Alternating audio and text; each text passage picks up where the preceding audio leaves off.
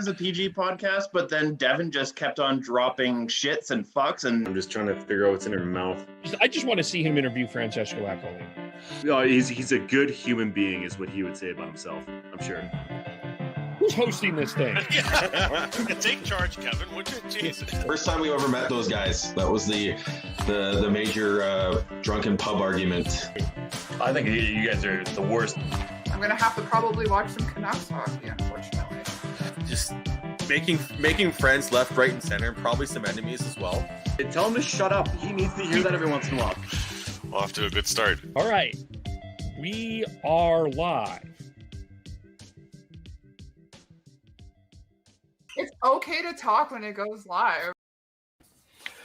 Well, hello, everyone. Welcome to the Hockey Podcast. We are follow us on Twitter at podcast_hockey, Facebook.com, The Hockey Podcast, YouTube.com, The Hockey Podcast. We are sitting at the TJ Oshie of subscribers, so you can join us there as well. Tell your friends, and then the audio will be up with the show after as well. We were just talking offline here. It has been last Monday was the trade deadline, and it feels like 3 weeks have gone since then because so much has happened. First of all, we have to start with the cold part of the world, Tyler. Yes. Not us. Chris, can you show the people of the world what it's like currently in Calgary, Alberta, Canada? Yesterday, to give you some perspective, right, it was apparently like plus 25. Everybody was outside, sunburned, sun's out, guns out. Right, Chris? And now today, we're under several inches of snow. April the 18th. Happy April the 18th in Calgary. How's it going, Chris? It goes well, and as the Alberta phrase goes, slip on the ice, fall in the mud, get up and dust yourself off, because that's how fast the weather changes here. Yeah. Yes, that's very true. Sean, hello. Hello, Kevin. I have to correct you. We are actually at the Ray Bork of subscribers on YouTube now. Isn't TJ 77. Oshie 77? Though TJ Oshie is 77, but I would side with Sean saying that Ray Bork deserves that title, not TJ Oshie. I always try to do my philosophy around it is behind the current wearer of the jersey number. There are Oiler fans that will suggest that Paul Coffey, although he did not wear it, wore 7. That would be a who's the better 77? So TJ Oshie, Ray Bork, Paul Coffey. Yes. But yeah, I'm doing all right. Yeah, sun's out, guns out yesterday. I've got a nice burn on my shoulders from Friday and Saturday, and now I'll probably just go out and cool it off in the snow once we're done here. And Tyler is out golfing after this. Yes, tea time awaits 2 hours, 23 minutes away here, so we got to get lots in, and then I got to get the heck out of here. Easy there with volleyball. Sorry, not sorry about the snow there, fellas. Yeah, it feels like summer. Just all of a sudden, it showed up here this week. Last weekend, we were dealing with icy conditions overnight and cold, and the weather's kind of funny here right now. 17 degrees, sunny. It's awesome. Had the lawnmower going yesterday. Had the motorcycle going yesterday. Got a little burn as well. So yeah. Now we'll see how the golfing goes. Yes, sunny here too. Devin is scheduled to join us, but he has admitted to a self-inflicted wound. That's how we'll word it. Sounds like an upper body. Yeah, upper body injury. Too much fun yesterday enjoying the sun. Yeah. And we do say hello to Caleb, who says hello to us. Caleb, hello to you as well. We are the majority of this will be the Vancouver Canucks, although there is a really there's a hidden story that does need some national attention that we're going to get to as well in Calgary. But first, let's just start with we're going to play a little bit of Mr. Timothy Miller created quite a little stir this week, which we'll start with.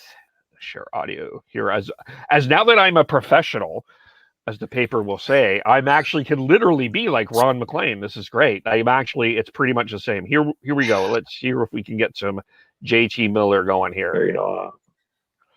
We'll just play a little bit of this. Here we go. Bubble to playing a half season to not going to the United States. You go down on the list, and this is an excuse, but this is just reality.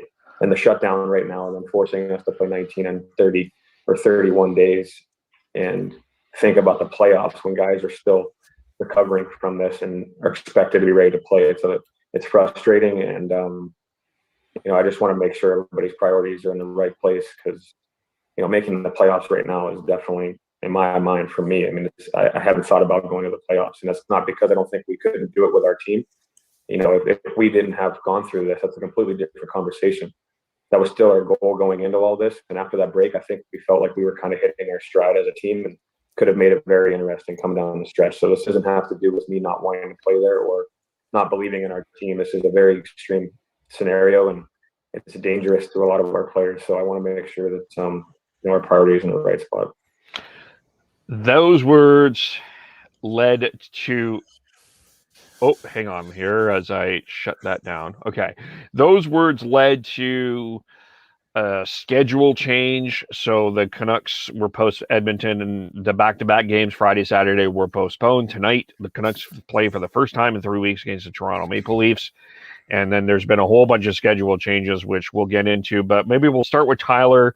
What were your thoughts on what JT Miller said? We'll go Tyler, Chris, Sean on this, and then kind of where we are now. I guess there's so much to get through. So we're going to start with a little bit of word vomit, I have a feeling. Yeah, I just kind of wish that sentiment had come out a little sooner. Like the whole week was just Twitter ablaze with criticisms about the schedule and how intense it was for the Canucks starting off, coming out of their break. And then on the day before, their one practice before the game that was scheduled for Friday, that JT Miller comes out and says that. But, good on him for saying it, and good on the NHLPA for reacting to it and getting a meeting convened with the Canucks players and being able to hear all their concerns and then the changes following that. I'm still not convinced that the Canucks are going to play all the remaining 19 games. It just, why would be the question. Well, there are sponsorship and other financial obligations to fulfill. We've talked about it here before. It's a business. They're in the business of putting on hockey games. But I think at some point there's going to have to be a compromise where they don't play out the entire string and they use points percentage to determine the lottery order. Chris, you're on mute. Damn it. Okay. I pretty much have to agree with Tyler there. I think that if it was addressed earlier, it probably would have been a little less dramatic and wouldn't have caused as much headlines, I guess. But good on JT for speaking up when he did, and all obviously like just looking out for the health and safety of not only just the players but their families that are still going through this as well. So we'll see if they end up playing all of those games. They might not, just due to mathematical elimination or anything along those lines, but remains to be seen. I think that JT Miller said it as early as he could. I think part of what they were waiting for was to see how the players did come back from the illness. How drained were they? How drained are they? And I think once JT Miller saw that, I think that's when he stepped up. So as much as we would love to have heard from them earlier, I think they were prudent and weren't going to make a big stink if everyone sort of was lucky enough to come back and not have anything that was lasting past their healthy diagnosis. And once they realized that was not the case, and the players did have some symptoms that were lasting a little bit longer, or some after effects of the disease while trying to return to NHL level conditioning, I think that's when they were like, you know what, this isn't fair to us, and this is a completely different situation to all the other outbreaks in the NHL. So I can't get behind the idea that like when you look at that information and that speculation that I'm putting out there, I can't fault JT for waiting until then to make those comments. And I think that the fact that they did result in change, I think was really good. And despite the fact that, yes, it's 19 games in 32 days now instead of 31, I think the fact that they were able to bump back any back-to-backs until 4 or 5 games in, I think that's huge, because that allows them to get their feet underneath them, get their lungs, hopefully get their lungs back, and not just absolutely kill them out of the gate. It is a situation where you look at this schedule, and no matter how they draw it up, unless they take away games, it's going to suck. I think you look at Montreal's schedule is pretty much the same, and everything like that. So no matter how you draw it up, it's going to suck. But pushing back the back-to-backs till after they're hopefully more recovered is going to benefit the Canucks more than having them to go back-to-back right away and have to deal with that when there's still 2-3 players that.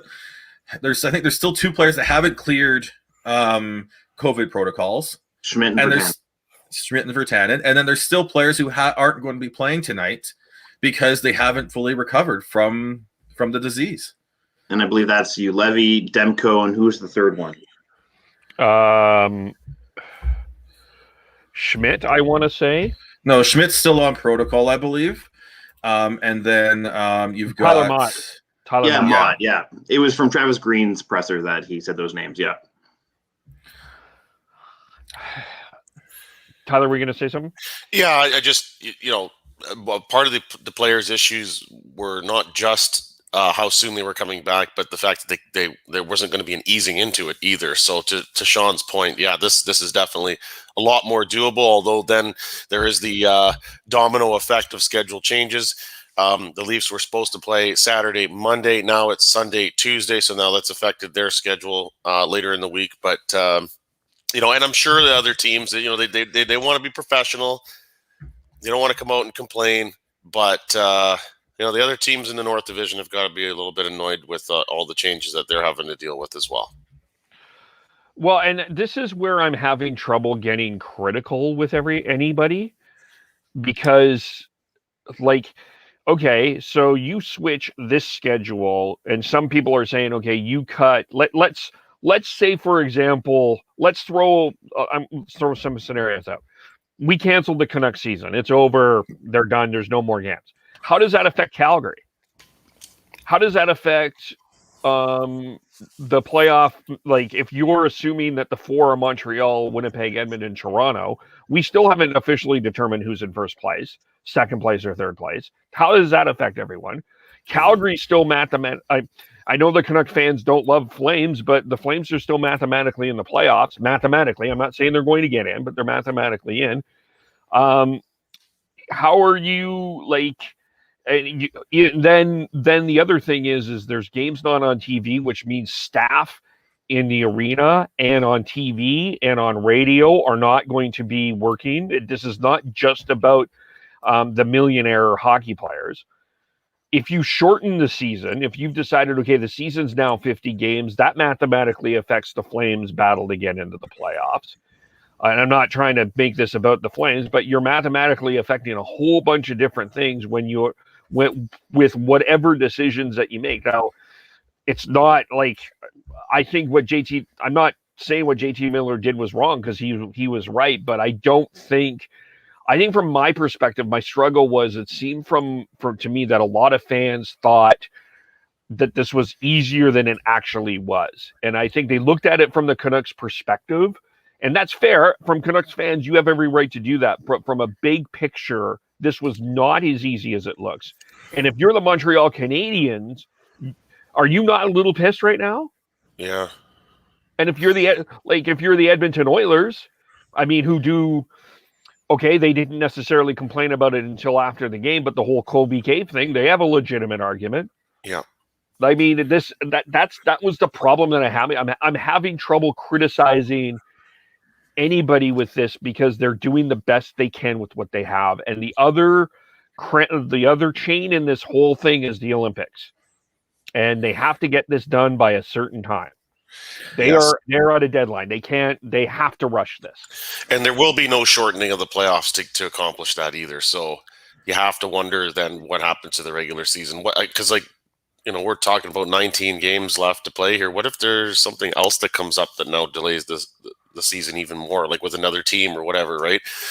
The thing to remember for me, and that's why I found the complaining quite frustrating on Twitter this week, was that the overarching issue here is that both the players and the league, everybody wanted to try and make this season happen. They all agreed to it at the start, and they all knew that there could be issues with it, and they all agreed on protocols and how they were going to deal with postponements and all that. So to then have people coming out like screaming that the sky is falling, like, hold on a minute here.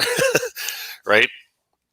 And I think, in the end, they come up with the best solution they could under the circumstances. Yeah. And I think if you listen to, we'll get more into what Elliot Friedman said on headlines last night later on, but he did talk about he believes that the original plan was to reassess on the Thursday morning. The problem is that I don't think that was communicated properly to the players and everything there, because I think they felt left out to dry, and they felt that they weren't going to. That's why JT Miller went to the media. It's because they felt that they weren't being taken care of, and this is different than the Montreal case. This is different than the Buffalo case, the New Jersey case, the outbreaks, the Dallas outbreak. This was the whole, there was 2 or 3 players that did not get a positive test in this outbreak. Never mind the coaching staff. Yeah, never mind the coaching staff. But it's just, I really think that everyone was trying to do their best. There was no conspiracy to do anything untowards anyone, I don't think. But sometimes your best isn't good enough. And I think there are some questions that need to be asked and answered about certain procedures and everything that went throughout this whole process. But I do think that they tried to do their best. And this is the NHL we're talking about, a sports league what is their job? It's to put on games. And they are not going to outright cancel a team like the Canucks with 19 games to go unless the players are absolutely dead set on not playing. And it sounds like they weren't. So if you're going to yell and scream, remember that the players still do want to play. They just want to be able to they still just want to be able to be competitive, as well as not worry about hurting themselves long term by coming back too quickly. And I think having those extra couple days was able to clear significantly more players, because I believe when they did the return to play physicals in the middle of this week, there was only 4 players that were on that protocol that came back and the doctors would have cleared. I think 17 still would have been on protocol. Yeah, is what I read. So that's a lot, and that's why I think that's one of the biggest issues here for me is communication. The complete lack of communication of this is our current schedule, but we're going to reassess on Wednesday and Thursday before we fully commit to this, and we have a backup schedule just in case. Had they said that from the beginning, a lot of the hand wringing and yelling and everything would have gone by the wayside. There still would have been there, because you're not going to please everyone, and there are people who in their minds feel like playing hockey at this point is not the right move, and that's completely fair. That's a lot of people. Yeah. It's completely fair. I completely understand why they think that and why they feel that and why they're so vocal about it. I completely understand that. But I think the biggest issue right now is the communication, because if Elliot Friedman's correct in the fact that the original plan was to reassess Thursday morning after the Canucks went through their return to play physicals, why wasn't that explained to the media and the fans? I do think, and like my original thought is man, if Brian Burke was here, that news conference would have been something else. Just because that's who Brian Burke is. Jim Benning is not that way. That's one thing, but I think one thing that I think looking back that they probably could have done differently is I do think that there should have been some sort of press conference or some sort of media update every day if someone could have done it. To say, okay, like the list was one thing, but where people were at was just the community. I agree with Sean, is just there wasn't a real sense of communication where everybody was at. Part of that is because we're in, I hate to use these words for the drinking game, but we're still in unprecedented times and we didn't know what was going on. But the other hand is the communication part here is really important. I don't think they needed a press conference every day. But I think they needed to be, again, when they announced the schedule change, saying that the Canucks were coming back on, what was it? It would have been the 16th, right? Yep. Because they would have been played Friday, Saturday. They would have said, had they said that this is it, but we're still assessing this situation day by day, and when players come back, they have to explain all that and say that once we have a better idea of how the players are recovering, then we're going to make a full-on decision to go forwards with this schedule that we've set forth. That transparency is huge, and not having that transparency is why there's people upset, and is why there's so much hand-wringing, complaining, yelling, and people who are frustrated and want answers because they weren't getting answers. Mm-hmm. And sorry, Chris, but this is not just with the league and the media and the fans. This is with the league and the teams and the players too, because you can definitely tell the frustration with JT Miller, with Bo Horvat, that they were not happy with the communication and the support that they received from certain parts of, whether it's the organization, league, or both, or a combination thereof, through this whole process. And I was just going to jump in and basically add that, and this is only being compounded by the fact that they're having a lack of transparency with having closed practices as well. That definitely caused a rift with the media, and foreshadowing, because that's a topic we'll be talking on later on. Well, let's get into this, because this was a big thing. The practices came, and if we're jumping around, I apologize. There's so much to go, and I don't know if we can do this in a particular order, because there's so much. I think we're doing this as brunch, is just grab everything and eat. It's kind of my philosophy here, but it's very intermingled. It's and it really all intertwines together in a lot of ways. But the fact that the media was not invited, the Canucks did 2 closed door practices. There was media very frustrated about this, saying that this was a violation of the CBA. I'm going to start with this, and I'll be unpopular, especially since I'm supposed to be media. I understand where the Canucks are coming from. This was a privacy issue. If someone wanted to reveal, and Brandon Sutter did, Travis Green did, other players and other people did, on their time and in their choice, what was going on. I don't think, from the media's perspective, letting people reveal that, from the media's perspective, reveal who was not in the lineup and in the lineup, I think was unfair to the Canucks players. Now, I do understand what the media is trying to do, because they have a job to do to report, but I think that from the Canucks perspective, they were trying to protect the privacy of the players, and I agree with them. And let's go back. Steve Simmons revealed that Austin Matthews had COVID in the summer, and people were absolutely irate at Steve Simmons. If something was revealed here that was offside, I think that or not like without a player's permission to say it, that would have been the same thing in my mind. So I think the Canucks were, from the Canucks perspective, they were trying to protect the privacy of the players, and in that sense, they were not wrong. Mm-hmm. And I'm going to get enough for my media card. And there was already enough like people complaining, like, crap. Completely lost my train of thought as I was halfway through it. Go ahead, Tyler.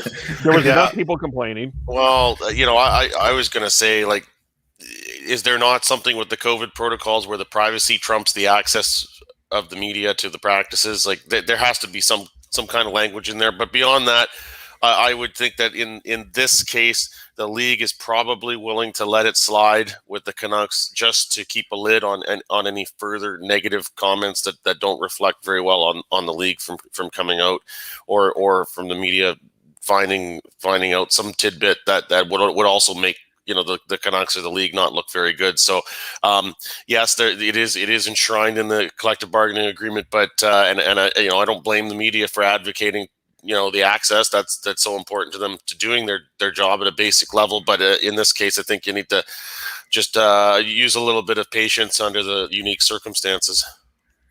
I think long term, it's not going to be a big issue in terms of media access. I think this was done to try and protect the players. If you disagree with that being a good way of doing it, that's completely fair. But I think the intent was that, and I think that we need to have a bit of a just step back a little bit and understand that this is bigger than just your job as a journalist and your role as a fan and everything there. This is bigger, and I think we just need to step back and be willing to take a couple days not being able to see what's happening at practice and go forward. If this does become a long-term issue, then I'll fully jump on them, get them putting the boots to the league and the Canucks to get the media access back. But for a couple days to allow the players just to focus in on practicing and not worry about feeling like they're going to be called out or put into a position where they don't feel comfortable with what has been reported, I think is fair for the Canucks to try and protect them that way.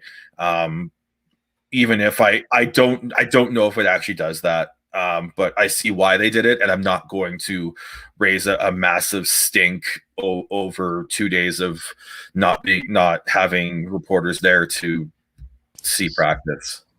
Yeah, and it should be noted, and Thomas Drance pointed this out, that the fact that the media had access to practices is how the Gaudette COVID thing sort of broke, right? Their presence and seeing him being pulled off the ice mid practice. So there is definitely, like, what's the big deal? Well, yeah, there are things that you can glean from being present at the practices, but as we've talked about here, it's unique circumstance. Let's get off their case about that for a couple of days. Yeah. And I did eventually get the thought back, and it was very similar to what Tyler ended up saying, just that there already was so many headlines surrounding the Canucks as is, that only just would have, I guess, added to that fire. So I guess going forward, if you're the players for the next few games, how are you answering these questions about COVID? You're clicheing it up. You're clicheing it up as much as possible. You're not giving away anything if you possibly can. The atypical or stereotypical hockey interview. Just cliche after cliche after cliche. I see that, but then I also hear Travis Green and hear what he had to say about this, and basically says, obey the health authorities. This is a very serious injury. I'm not saying they should, but there is an opportunity for athlete education here that I think, if done right, I mean, I'm not, it's not sensational, but I do think if there are athletes ready to say it or players ready to say something, I think that this is something that I do think can inform the public who For those that are not taking COVID seriously, you can now hear from Travis Green of why you take it seriously. And like the poor guy still doesn't even sound 100%. Like honestly, Even, he I think sounded even Bo Horvat. Yeah, Bo Horvat talked about it, and I think that's about what you're going to get, and that's why I said cliche it up, because I think he was honest in saying that you don't want to get this, and he felt bad about bringing it into his household with his wife and his son Gunnar, and I think that's about as much as you're going to get. I don't think you're, at least at this point throughout the season, I don't think you're going to see much from them or hear much different from the rest of the team. Maybe in the off season, once they can get out and not have to worry about day-to-day media availabilities, and they can make the comments and step away. I think that's when you might hear more honest opinions on what they went through. To Kev's point about the education side of things, though, I think actually I remember reading at some point that part of the conditions that the provincial health authority was going to approve the Canucks playing in Vancouver was that they were going to actively be part of the educational side of things and essentially do like PSAs about mask wearing and how contagious it can be and hand washing and all that sort of stuff. And the NHL have done that. They did it all through the bubble last year in Edmonton and Toronto, and then they also did it. They've done a bunch of different throughout the season. So I think that they have done that.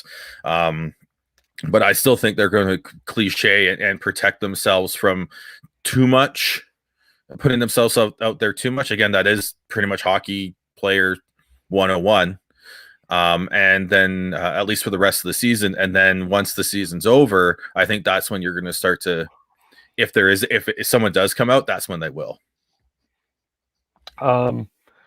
Now let's get to what Elliot Friedman had to say. And basically now the perceived, and I'm going to use the word perceived because we don't really know. We do have to be somewhat careful here in terms of stating what won't doubt anything that Elliot Friedman says, but I do think that this has to be met with speculation in the sense of we don't know this for 100% certainty. There is a perceived tension between the players and the organization of how this was handled. As Sean and as we mentioned, it seemed like JT Miller and Bo Horvat certainly didn't seem happy at somebody, whoever that was, during this. Your thoughts on how the organization handled this, or what your perception is and what this means going forward? We'll start with Chris on this one and then go Tyler up. Jim Benning definitely did not have a easy hand of cards dealt to him. So as far as communication and all that sort of stuff, yes, we can go after him in regards to that. But as Sean kind of alluded to at the start of the podcast, this was a shitty situation all around, and he just kind of did the best that he could. So kind of how we're talking about the league with scheduling, I'm kind of feeling somewhat similar towards Benning in terms of how he handled this. We can have a different conversation about whether Francesco was meddling again, and that played into effect. But beyond that, I don't really have too strong opinions, I guess. I kind of feel like, we've seen a pattern ever since Mike Gillis was let go, that the organization tries its darndest to play nice with the league and get along with the league, and sometimes that's detrimental, and I think that in this case it is. The sense I would get from what we've heard from players is that they don't feel like the organization was going to bat for them hard enough. They probably were a little bit, but they didn't feel like the organization had their backs quite as much as they should have. But I think that criticism applies to the Players Association as well. I mean, the NHLPA agrees to the schedule changes and represents the players' interests in those decisions. And, for it to get through them and have that absurd schedule coming back after a long layoff was, the PA should be criticized for that as well. So I think just in general, there was probably some frustration with the players as to, how they were being represented in all of this. And it may not be just aimed at their own organization, but certainly, there had to have been room for improvement there. Yeah, and sometimes doing your best isn't good enough. And I think that's where I'm at with Jim Benning. is he probably did do his best throughout that whole situation. But the fact is, if what Elliot Friedman said is correct, and the Canucks players are not happy with the support and communication that they had with the NHL and the Canucks organization specifically, that's a big red flag, and that is something that we could see some big changes come from that going into this offseason. I think the issue of communication is something we've talked about with Benning for years, and I think we need to. I think if that's still an issue, I think that's something that the organization needs to look into and figure out how they can fix this, because if these players are not happy, why would any other player come to, like, big name player that can help them get to a Stanley Cup, come to Vancouver and play in this organization? So going forwards, the Canucks need to look into this issue and figure out what's going wrong and make a big move to fix this. And if that big move is to move on from someone in that management, or whatever. And when I say big move, I think everyone can figure out where I'm going with this. Is Jim Benning's tenure as a Canucks GM going to end because of this? If this is true, I think so. But again, we don't know if it's true or not, or how true it is, or how upset the players are. Because I think we can all agree that the players are upset. The way JT Miller coming out and saying what he did, Bo Horvat, when he was asked if he got enough support from ownership, fans, and everything, did not talk about management and ownership when he answered that. So I think it's something to watch, and I think you have to look at that and say, if communication and support of the players is a major issue, you need to fix that. And the best way to fix that is to bring in some new leadership in that for the management to be able to build that and build the trust up back with the players. So I really, really think that we're going to see something big from the Canucks higher ups going into this offseason. I have a question, and it's been the long, mysterious question for 7 years within this organization. What is John Weisbrod doing? And John Weisbrod, and I bring this name up because if anybody, like, to be fair, I'm not defending Benning here, but let's look what he had to go through here. He had this re-signing. He had the trade deadline. He had, he's dealing with the injuries of Pettersson here, and at least, and he's dealing with injured players. I mean, he's not the most media savvy guy. Where is John Weisbrod in all of this? Like, what exactly is he doing? Like, I mean, okay, if you want to criticize Jim Benning, I'm all there. I can understand that. But this is a staff thing, and you have an assistant general manager like a John Weisbrod. Can he not speak? Like, is he not allowed to speak with the public? Well, again, that's the communication issue, right? And the fact that we don't know what John Weisbrod does specifically to help this team go forwards is huge. And the fact that Jim Benning's still running the ship and Weisbrod's still there, and that whole situation is there, again, adds to the criticisms that I have with Jim Benning and how, what this organization is going to look going forwards. With if he's still the GM going into the 2021-2022 season. So I do think that it is a legit question to ask after all of this. Yes, it was a tough hand for him to handle because of everything. But again, that Pettersson injury, it was day to day when it first happened, according to Jim Benning. Then it was like remember last week? He's like, we're hoping he plays next week when we come back. And now there's no timeline. Yeah. So it's a complete lack of being able to communicate properly with your players, your media, your fans, let alone we don't know what they're doing with sponsors. We haven't heard anything about that. But if those three are having communication issues, I have no confidence that they're communicating to their sponsors properly. So when you've got those four stakeholders not happy with communication, something needs to change.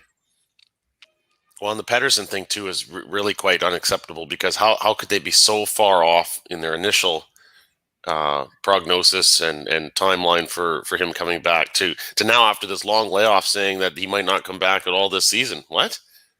Yeah, if something's changed, like, tell us.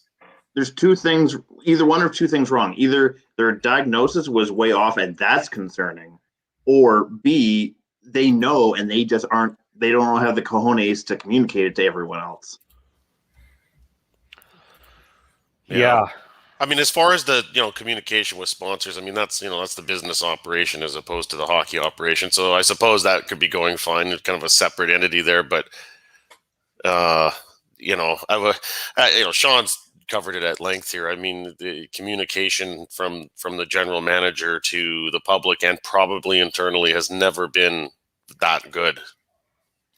Well, let's go back to Benning and Linden. Yeah, they always seem to have differing messages. Yeah. So I the way I look at it, and I've gone on my rants multiple times about Jim Benning and the ownership. Yeah. I think you look at this, and if what Elliot Friedman has any legs, because if he's telling that, it's not that it's like Brandon Sutter and Jordy Ben and all these like potential UFAs that are or guys that aren't part of the future that are pissed off with the team. If Friedman's reporting that, I'm pretty sure that there's some core players that are reaching out to him, or he's getting word that there's core players not happy. And when I'm saying core players, I mean Pedersen, Hughes, Horvat, Demko, like all those players. If they're not happy, you need to fix things quick, and you need to repair those bridges quick, because that core has the ability to be special for this organization, and you do not want to fuck that up. Well, and let's throw another person in here, and that was Travis Green. And again, I just a reminder, he still doesn't have his contract. Now, but you have to kind of wonder where he's at this particular point in time. Did this, if everything is going by reporting, how do you bring back Travis Green? And then now the question is, does Travis Green even want to be here? Well, that's where I'm at now. Like, how do you bring back Travis Green? If he wants to come back, they'll find a way. Yeah. But if this is an issue, why does he want to come back? The only thing about that is it's an issue now, but like this time next week, and we've seen how much can change in a week. I mean, at this time next week, after playing 2-3 games or whatever they're scheduled for, this could be way behind them. They could be focused back on the hockey again, and they're over it. But right now, I mean, there's certainly cause for concern about how everybody's feeling with the organization.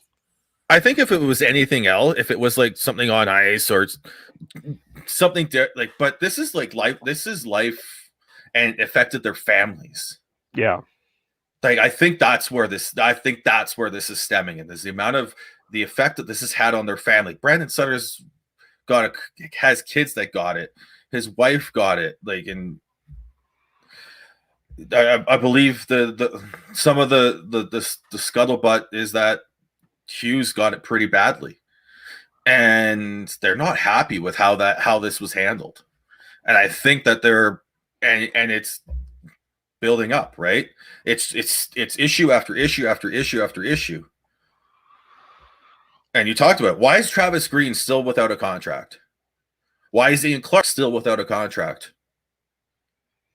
Like, we need, if you actually think that those two people are part of the solution, the future of this organization, you should have them locked up already. And if not, you should fire them. Yeah. Or stop paying lip service and saying, yeah, we want them here. Because that's what Benning said this whole time. And I think it's time to put up or shut up and find a way to and I'm talking more to the ownership now. It's time to put up or shut up and figure out who is part of this organization for the future and part of the solution. And if the players have lost faith in the organization because of communication and support issues from the organization, and the management leads that, right? It's not the owners, it's not the coaches, it's the management that leads that. You need to seriously look at making wholesale changes in that front office. Mm-hmm. So let me ask this question first. How closely now are you going to be watching the Canucks? Like, are you going to be like invested in every game like you always are? Are you going to be, your eyes going to be on, but like, how are you watching? And then I'll ask about expectations. And I don't know if that's a fair question, but it gives me time to reword how I want to ask that question. Chris? Sorry, I was distracted. I had a message. Can you repeat the question? Are you going to be watching a lot of Canucks games? Or how are you watching now going forward? As far as moving forward, like, I'm still going to be paying attention. I'm still going to be watching games like I always have. It's like none of how this is played out is going to affect that. I'm a diehard fan. I watch Canucks play hockey, good or bad. Yeah, I mean, I'll be watching because of the strong interest in the team, but it's just not the same. I mean, there was sort of a glimmer of hope for the playoffs and then in getting on a run, and now it's more about playing out the string. And so my interest is younger players getting a chance to see more of the likes of Olli Juolevi, maybe Cole Lind, who apparently is going to take the warm up tonight. That sort of thing. It's going to be more with an eye on the future of the team than this season and chasing a playoff spot, because that's lost. But at the same time, I mean, the truth is, I mean, we talked about it at the beginning, it's feeling like summer out there, and there's other things to do. There's other sports on TV, such as, the Blue Jays and baseball. And, so there's competing interests there, certainly, that, the hockey watching will not be quite as intense as it was earlier in the season. I'd be lying if I said I wasn't going to be as invested as I always am. That's just who I am. But very similar to what Tyler said, very much gearing it to an eye on the future, wanting to see players like Cole Lind, who, he's going to take the warm-up, but it doesn't look like he's going to make his debut tonight. But there looks like Brisebois and Chatfield are playing tonight. So seeing what they got there, can one of those guys step up and help be part of the 6 or 7 defensemen going into next season? Want to see more from Niels Höglander, see how he plays. Very interested in Lind playing, honestly, and whatever other call-ups they have. But it's definitely going to be with an eye towards the future. But I'm going to be watching as many games as I possibly can. But I'm not your average hockey fan. I'm a diehard hockey fan, so I'm going to watch it as much as I can, but there will be people who won't. Yeah, and I also am sort of wondering in terms of what, like, I guess you're are you hoping for wins, or like, I got to be honest. I mean, for anyone watching this after Monday and I'm wrong, I will say sorry, but I am expecting a pretty significant Leafs win tonight. I think that would be an odds-on chance of that happening. If I'm wrong, again, I'm sorry, but when we're doing this, I just, in terms of like, are we hoping for, like, are they going to make a playoff run? Or I think that's where I'm leading where that question is coming from. Is it's really tough to know and really have the heart of like getting a playoff. Do you know what I mean? Yeah. Well, I just want to see good hockey. I want to see them be competitive as much as possible. I want to see again, gearing towards the future. I want them to be competitive games for these young players to learn in. Yeah, we want to see some hope for next season, right? I mean, there was so much. I'm not sure the word, just angst, I guess, about the direction of the team following the trade deadline, and I know that's been covered here already. But a lot of sentiment of an underwhelming return in the trade for Adam Gaudette, for example. Now if they go down the stretch here and just sort of mail it in, that's not going to leave much hope for the fans for next year. And, if heaven, God, or Lord, let us have fans in the building next year, are they going to come back, right? So it's still important that the Canucks put a good product on the ice for lots of long-term reasons. And I have to say it's, I know that there's been bigger issues to discuss, but it's nice that there hasn't been much talk about draft lottery here at this point. Because obviously it's disappointing to even be in that discussion after the Canucks playoff bubble run there last year and what looked like a step forward for the organization. Yeah. To me, this season, if I'm the Canucks, yeah. Toss it out. This has been shit. Ultimately, I think you look back in this as just. Well, Kevin, I think that they were thinking that weeks ago, before the outbreak. You do, but you still have to find a way to bring some positives. Yeah. Again, like what Tyler said, you got to sell hope. If you're not selling hope or success, you're losing fans. You're losing eyes on the team. You're losing engagement from the fans on sports radio, on social media, and they need to be able to sell some of that. So you really do want to see that.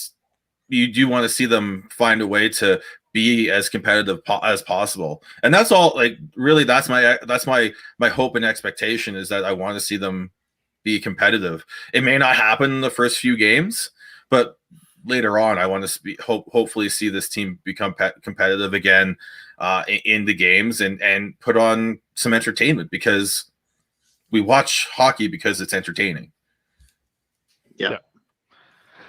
A couple quick comments. Daniel says, hello, everyone. Hello, Daniel. James says, Travis Evergreen felt his candid comments were galvanizing. They have to sign him now. We agree. We are with you. That's the question is what Travis wants to do. And I think Travis wants to stay with the players. Again, comes back to whether or not he has confidence in his management group to get the job done and to communicate properly so that they can move forwards and start building towards team success. Yeah, let's leave it there with the Canucks. One more thing we should touch base on is the reports out that Robert Esch, the owner of the Utica Comets team, got the copyright patent for the Utica Devils, and that started to get people doing some more digging. And it looks the Canucks do have an out in their contract with the Utica franchise, and it looks like they're going to. Everything points towards that they're going to be moving their AHL affiliate to the West. Could be within the Lower Mainland somewhere, or it could still be just down in the States somewhere on the West Coast. But after this year, with the logistics that they've had to go through, I wouldn't be surprised if it's in Canada, in the Lower Mainland there, even out of the Pacific Coliseum. I could see that. I'm gonna just, before anyone tosses something out, I'm just gonna say something. I'm not saying that this is the place, but a lot of people are not talking about this. Regina is looking at building a new arena. And I'm not saying it's going to be, apparently it's supposed to be NHL quality. There's supposed to be some NHL. So I'm just saying, if you're one of the takeaways before we jump in, because of golf here, one of the takeaways I would say is if you're a Canadian team that does not have a Canadian minor hockey team, after what happened this year with COVID, I think that that's something you have to investigate a lot more. I think if you're Calgary, Edmonton, and Vancouver for sure, you've got to look. You've got to see if there's a Canadian option to put your team in. I think that is something they can look at. I just, when you look at the map, like your closest team is the Manitoba Moose, and then there's so many teams down in California now. There are 5 teams down in California. They'll be adding another with Palm Springs and Seattle. I think you have to go West Coast if you're the Canucks, even if it is not in Canada. Yeah, I'm just saying in terms of the big picture, if you're a Canadian team, that Edmonton, Calgary, and Vancouver all need to look at it. Yeah. And let's be clear. I mean, the Canucks have been really happy with their partnership with Utica outside of the geography. And, and this year's really shown how the geography has become a difficulty for them. Yep. So let's quickly touch on the Flames. This is the one thing that did not get a lot of play in because of everything else that was going on. We'll touch on this. The arena deal in Calgary has been put a little bit on hold. It was a decision made to kind of reassess the finances, but which is fine. I mean, in this economic time, there's no problem with that. But apparently, according to reports, ownership in a pandemic, just a reminder, we're still in a global pandemic, even in Calgary, even in the snow, are reportedly asking for $70 million. We'll start with Sean on this and then go around. So ownership's asking for $70 million extra from the governments, is what you're saying there, Kev? That is according to the report from CTV News, is that they are asking for more money. Yeah, I think there's some major issues in terms of everything there. The fact that they're asking for that much more is crazy. The fact that the budget wasn't based off of worst case scenario is frustrating. I really hope they figure this out because a new arena would be really, really nice to get here in Calgary. And I know it's a hot button topic, but I personally want to see it. And I said, it frustrates me because I don't understand why you're asked, like, what changed? What changed so much that you need that much more money for this project? Well, I think you said it already, Sean. What changed is their projections were not based on worst case scenario, or at least not in that direction far enough. So, I mean, should we be surprised? I mean, this kind of thing comes up all the time with big projects involving public funds. It just there always seems to be at some point somewhere along the way and ask for more money. I'll just go ahead, Chris. Okay, yeah, I was going to say that it actually is not just money, that they also want the Calgary Municipal Land Corporation, I believe is what the acronym stands for, CMLC, yeah, to be taken off as project manager. They want more land allocated to the project, and they also want to control traffic around the new arena. So they're adding significant more demands than what they initially had agreed to. And to me, that's kind of underhanded and shady and not worthy of respect in my eyes, but that's also just typically how business gets ran. It's very cutthroat. So, yeah, I'll read a quote from this article. Sources tell CTV News the Flames have added demands, including asking for another $70 million from the city, additional land, removing CMLC as project manager.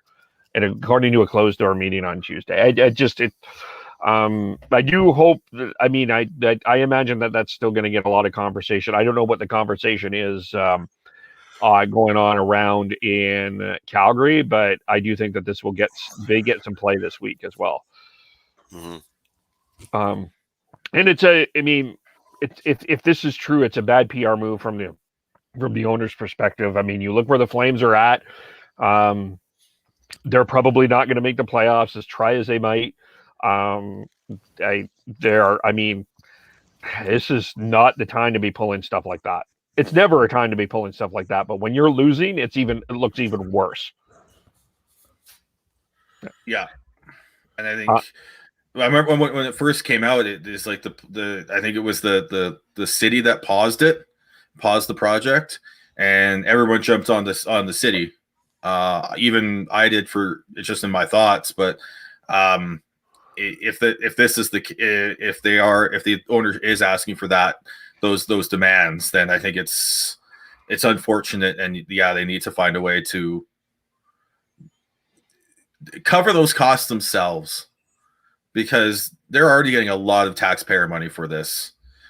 And I mean, we don't know, maybe there is something there, that there is some sort of ground issue or something they found in the construction is why they need this. They need those three things changed.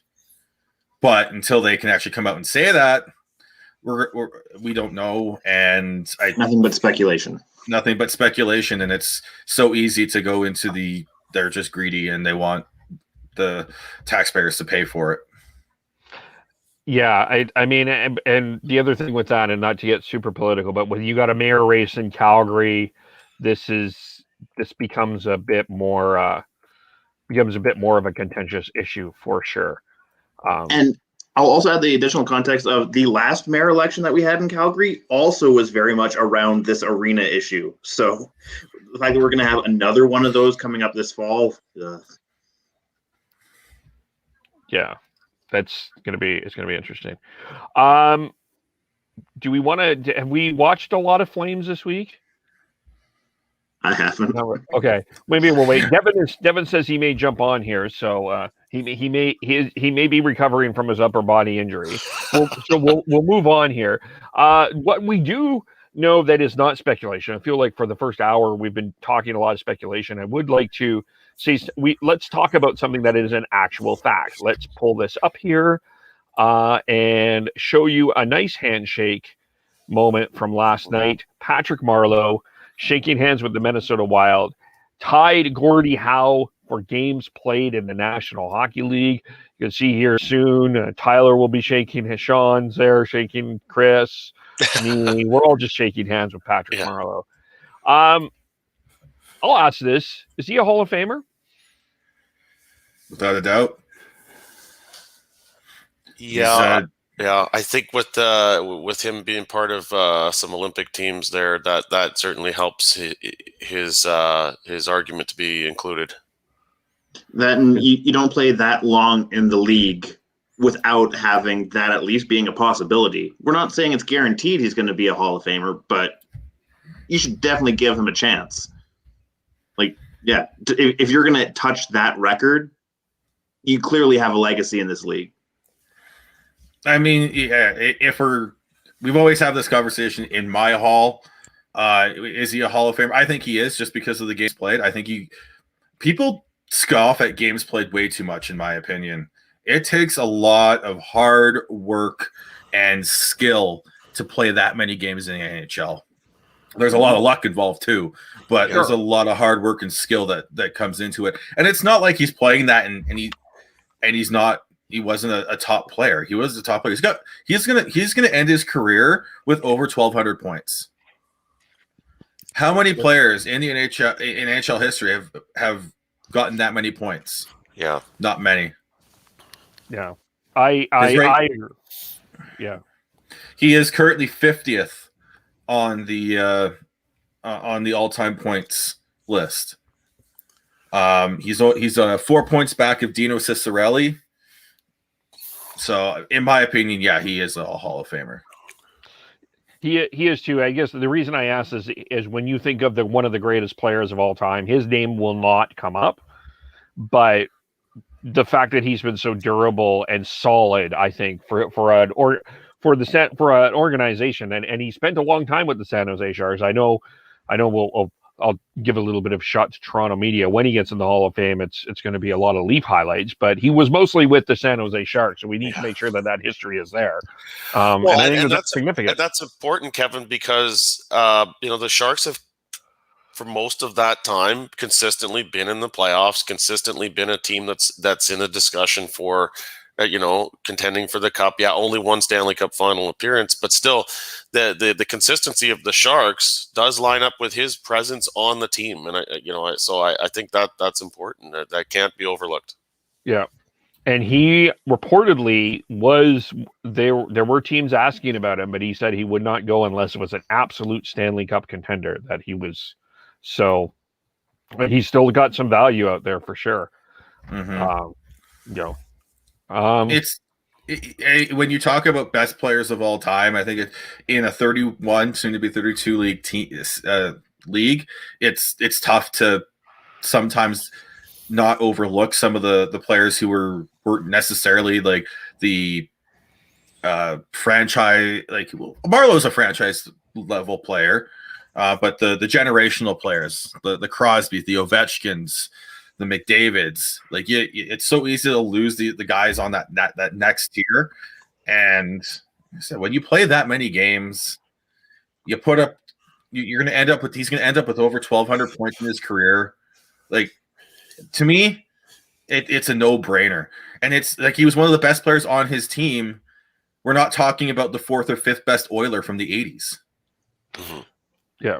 Well, we welcome Devin. Hello, Devin. You have recovered from your upper body injury? Not even close. Not even close. Did you just throw your head into the snowbank and help it cool down? Yeah, I should have actually walked here, but I needed some McDonald's help. So yes, some grease, classic grease recovery from the hangover. Yeah. I was up until about 2:30. So yeah, it's been good. How you guys doing? What are you guys talking about, huh? Well, we're talking about Patrick Marleau tying your buddy Gordie in games played. Oh man, that is quietly one of the best things like done in hockey, in my opinion. I was just listening to you guys talking about the Hall of Fame. At first glance, I say no, but when you actually dig a bit deeper, he does deserve to be there.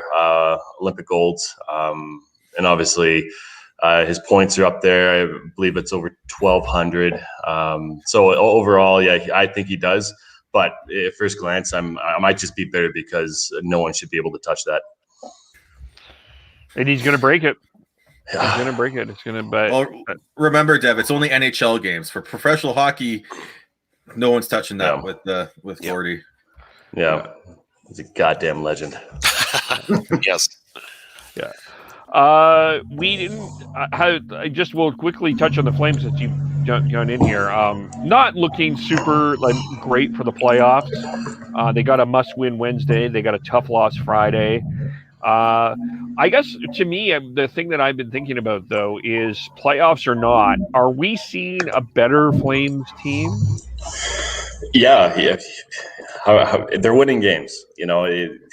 If you think that it's not a better Flames team than after the whole Sutter coming in, winning, and then having that big losing streak, you have to think that it is a better team and that the players are buying in properly, and you are seeing that result. I just didn't think we'd see it until next year.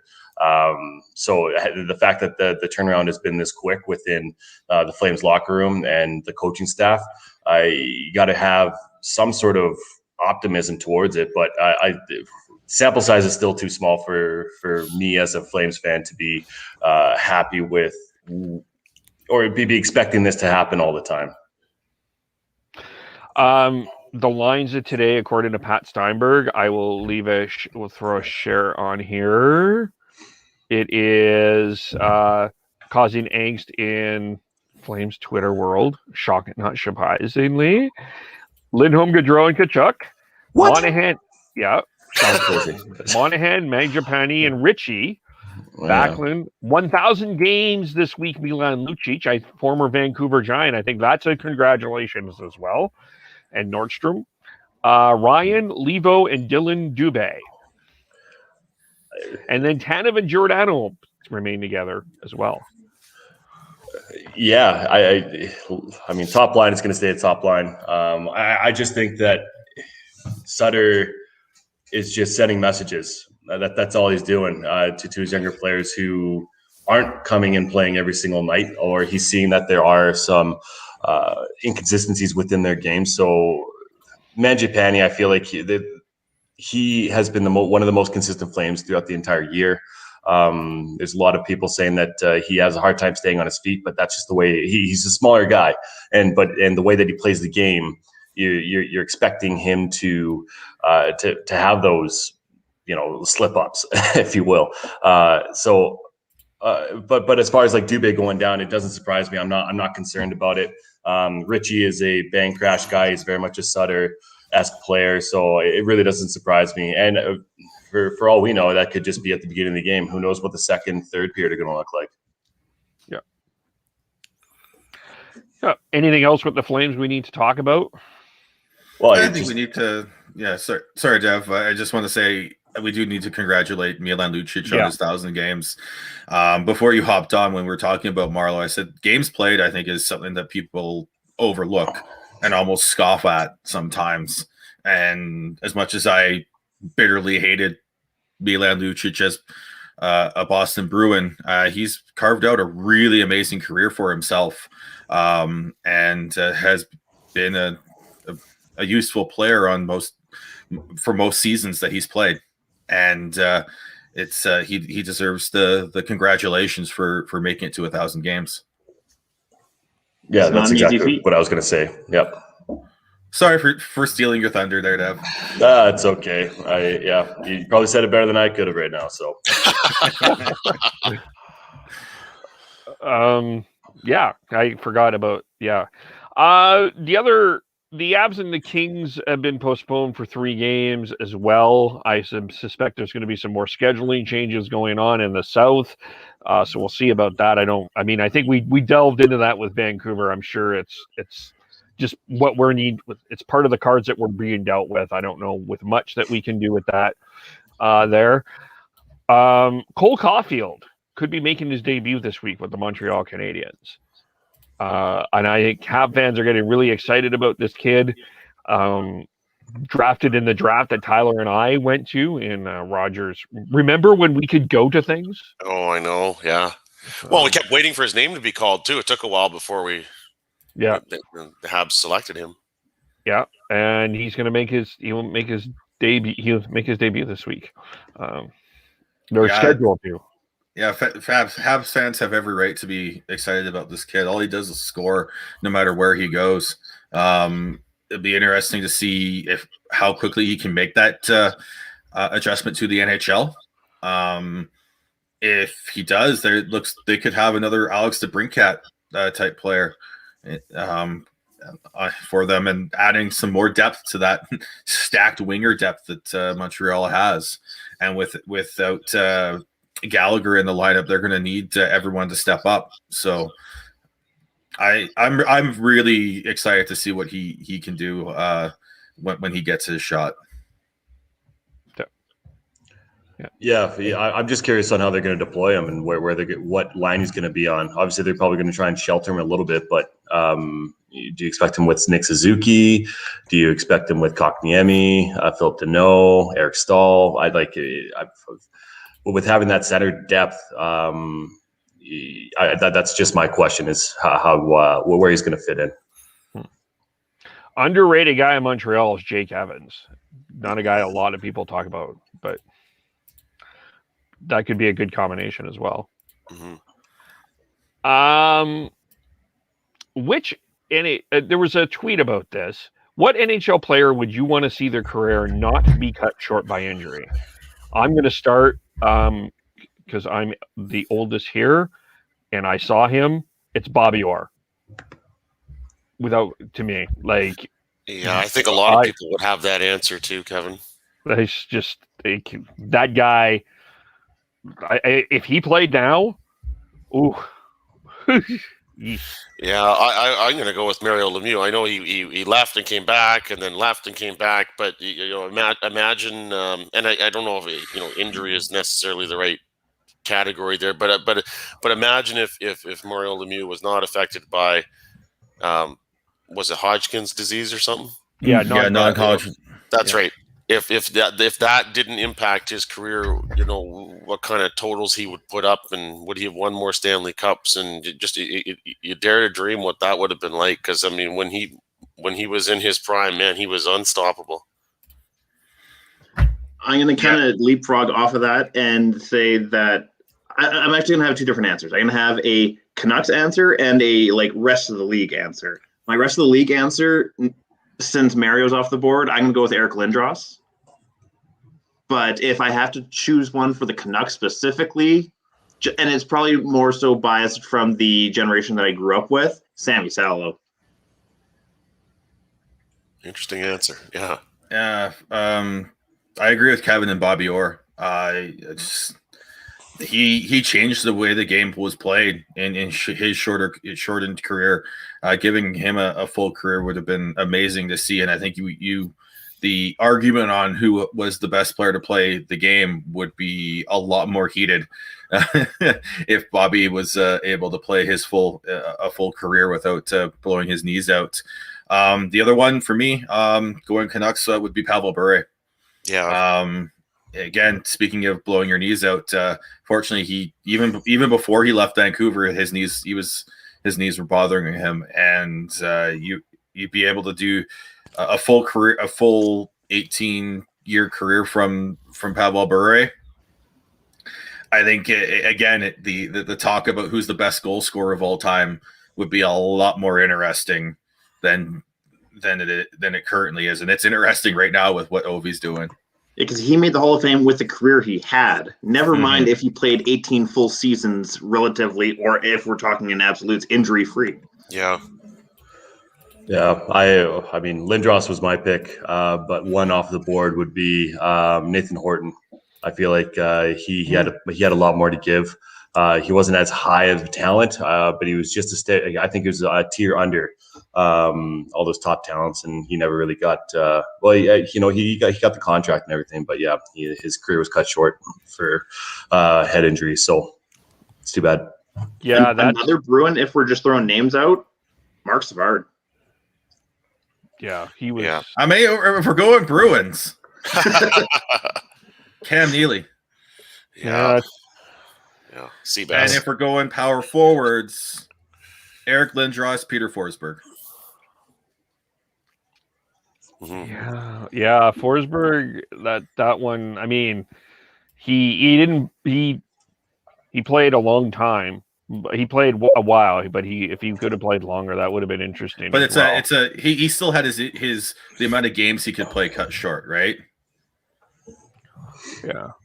I'm trying to think is there a goalie on this list? Cut short. Oh, my brain. If you're gonna go that, I think it's Pelle Lindbergh. Yeah, that's tragic. Yeah. Ray Emery as well.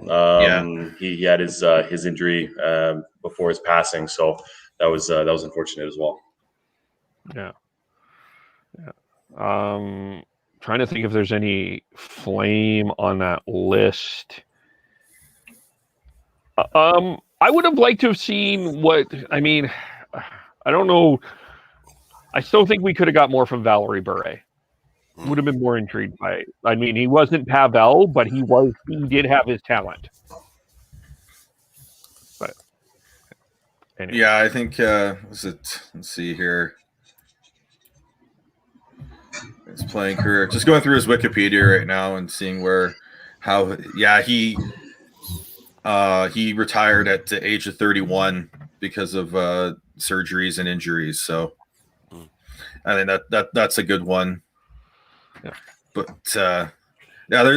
just going through that list, I remember thinking of it and just like in terms of just hockey, because the tweet was sports. But if it was just hockey, I said Bobby Orr is right at the top of that list. Did Stan Mikita's career end prematurely as well? I don't know the answer to that. I don't think so. I think he was able to retire. No, I'm wrong. I know there's another one in that 80s era that was like someone that had they played a little bit longer, that they could have done a lot more. But I can't remember who it is. I mean, I could throw out names, but whether I'm going to be right or not. But yeah. Well, if you want to go goalie, Corey Schneider. His injuries really derailed his career, and he was putting up some absolutely stellar numbers in his final years with Vancouver, and then his first few in New Jersey. Yeah. All right. Is there anything else we need to talk about? Tyler, I don't think so. Tyler's going golfing, so yes, you got to let him go. Rub that in. Well, we got some news from Kevin's world too. Oh yeah, well, I'm just gonna say again, thanks for everyone for the things. I'm finally I guess a professional, working through the practicum. I'm still working some things out. So I can sort of say some stuff. I'm scheduled to do some work with the Dub Network, and it looks like I will be working with Rod Peterson as well. So I can say awesome. That. Yeah. So pretty excited about that. Probably not going to, I'm going to feel like Devin. I'm going to have a lot of upper body injuries, but not maybe for the same reason that Devin had an upper body injury. But no, I think, I mean, I don't know why you had an upper body injury, but anyway. Yeah, no, I just want to say thank you to you guys for hanging out and support, and thanks to all the listeners out there, and excited about the future. That's all. I'm just gonna leave it at that, or else it gets longer. It's gonna get too much shit. So. Yeah. Well, now you're calling yourself a BCIT grad here, but we're not quite at the finish line yet. You got to actually complete the practicum there. Buddy. That's true. Yeah, that's a good point. So just want to get that in. But from one BCIT grad to you, Kevin, congratulations on getting to this point and landing a couple of pretty cool gigs there. Yeah. I'm very excited for you, Kev, and happy that you've been able to get the gigs that you have and to get through the at least the coursework of the BCIT part, and I'm really excited to see what's coming in the future for you there. Yeah, man, I'm echoing the same thing. Just excited, happy, proud, all those good words. Obviously hope the best for you in your career in that regard moving forward, but obviously hopefully this still stays a thing for quite some time. Yeah, we gotta keep riding the coattails here. Kevin, we need you. I'm riding the coattails of Tyler. What are you talking about? Yeah, Kev, well done, man. We're all proud of you. Yeah, thanks. All right, let's leave it there. How do we follow everyone? I am BeardyConnect03 on Twitter. I'm on Twitter at TNoble, TNOBLE. I am at Schneids on most social media. I am Gordie Howe 09 on Twitter. I am KEVOLE, podcast_hockey on Twitter, Facebook.com, The Hockey Podcast, YouTube.com, The Hockey Podcast. Subscribe wherever you get your podcasts. We will be back for the midweek intermission. I don't think we've determined a date because we've got to figure this schedule out. But so we actually have Canucks games to talk about. Yes, for the first time in 3 weeks. Yes, we will be talking about Canucks games, the Leafs and the Canucks tonight. And thanks, everyone. And we will talk to you all very soon. Bye for now.